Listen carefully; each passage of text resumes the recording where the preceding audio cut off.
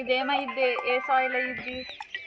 మళ్ళీ ఫస్ట్ ఇసుకను ఇప్పుడు ఇసుక ఉంది, ఇసుకలోనే ఇది కలిపామనుకోండి. జనరల్గా నేను మామూలుగా చెప్తున్నా, ఇసుక ఒక్కటి చేస్తే అవ్వలేదు మనకి. ఇసుకలో ఇందులో ఏ నేచర్ ఉంది అనుకున్నాం మనం? లోమ్ నేచర్ ఉంది, ఇంకా వచ్చేసరికి క్లే నేచర్ ఉంది. ఇప్పుడు క్లే అంటే బంక, లోమి అంటే అదే జిగురు పదార్థం అని చెప్పొచ్చు. రామగుండూరు కుండలు చేసే వాళ్ళ దగ్గర ఉండే ఆ మట్టి అంత స్మూత్గా ఉండేదాన్ని లోమే సాయిల్ అన్నట్టు.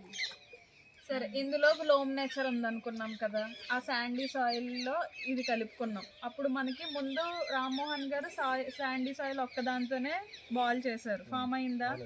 అవ్వలేదు. తర్వాత ఇది కలిపాం మనం, కలిపితే ఏమైంది? ఫామ్ అయింది, అంటే శాండీ లోమ్ అయ్యింది. ఓకేనా? అంటే మనకి జనరల్గా ఓన్లీ శాండీ సాయిల్సే ఉన్నాయి అంటే కనుక అది ఎరోజన్ అవన్నీ ఆ సాయిల్స్లో జరుగుతాయి. ఒకవేళ లోమ్ నేచర్ కూడా ఉంది అంటే కనుక అది శాండీ లోమ్ నేచర్ అంటాం, దాన్ని శాండీ లోమ్ సాయిల్స్ అంటాము.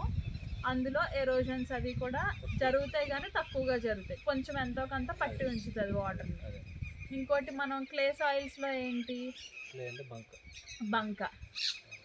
వాటర్ అక్కడ వేస్తే ఏమైద్ది? అబ్జర్వ్ చేసుకుంటుంది, అయితే స్లోగా చేసుకుంటుంది, మొత్తం మీద పట్టు ఉంచుకుంటుంది. అదే శాండీ సాయిల్లో అయితే కిందకి వెంటనే వెళ్ళిపోయిద్ది, లేదు అంటే కనుక వెళ్ళిపోయిద్ది.